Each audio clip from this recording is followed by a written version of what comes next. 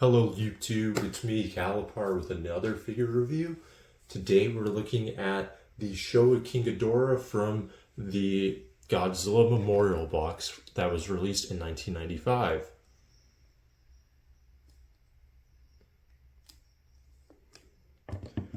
So the brief history of this mold is it was released in 1984.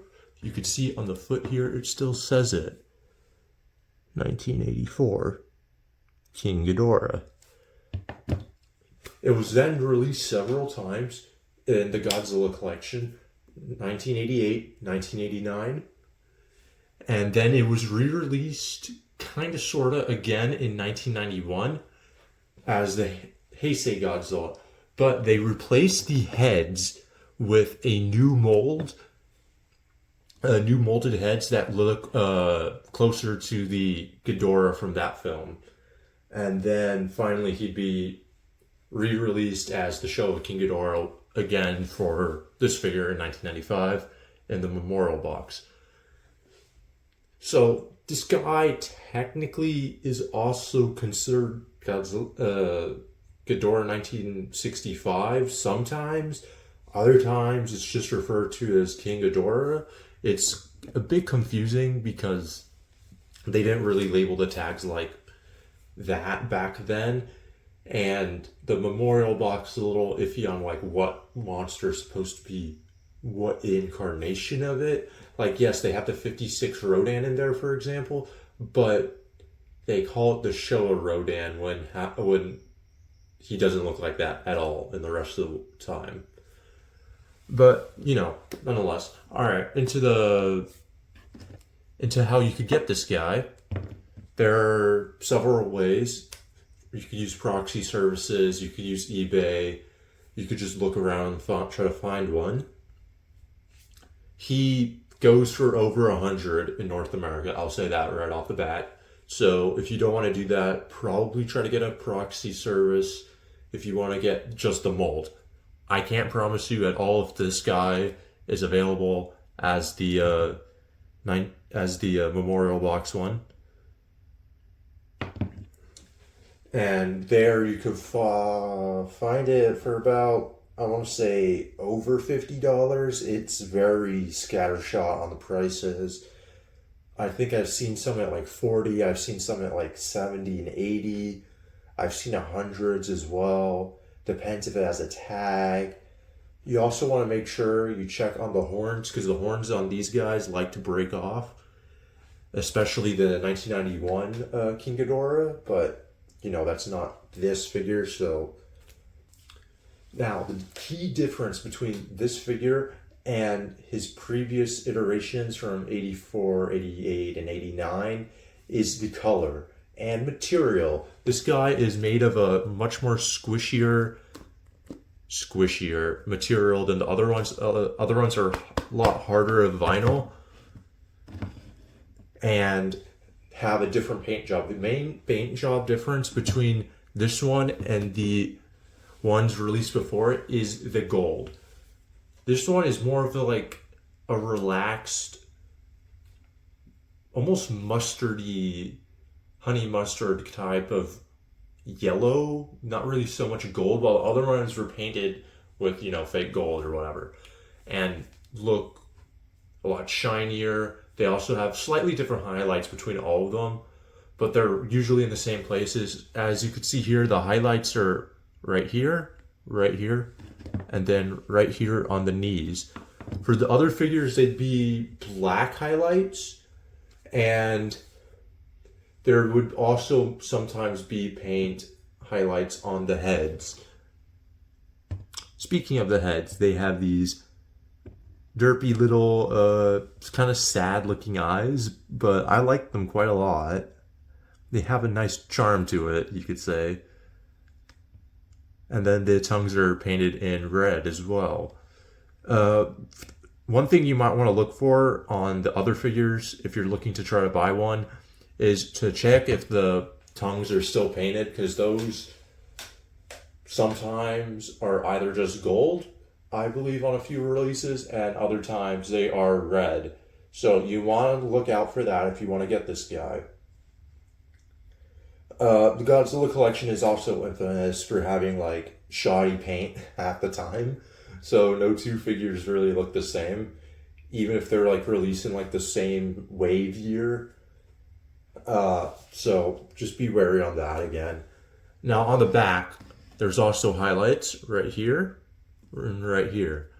On the previous molds, I believe there's also highlights here and here in black, and a bit as well as right here in black as well. There's also a highlight right here, and yeah.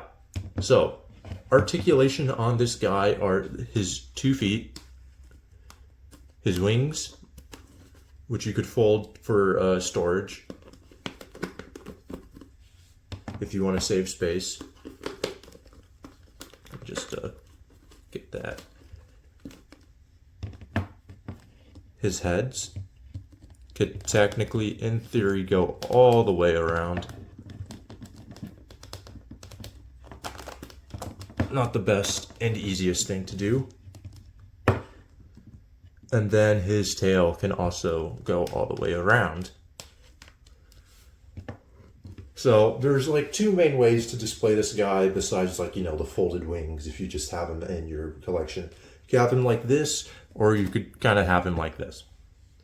You could change the heads around a bit, but I usually have him like this, but I think for storage, but like that probably looks the best if you want to have him on display. His heads really shoot upwards, as you could see on film. But if you look from my point of view, he's always kind of looking up at me, so I kind of like that.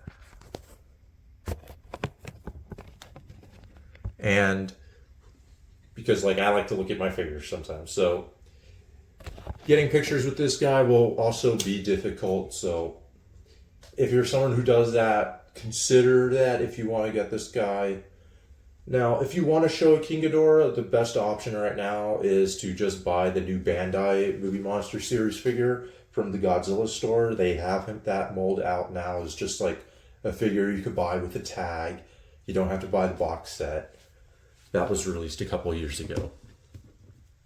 Now, some things I really like about this figure is just like the little glittery shine. There's like glitter in it. I know there is.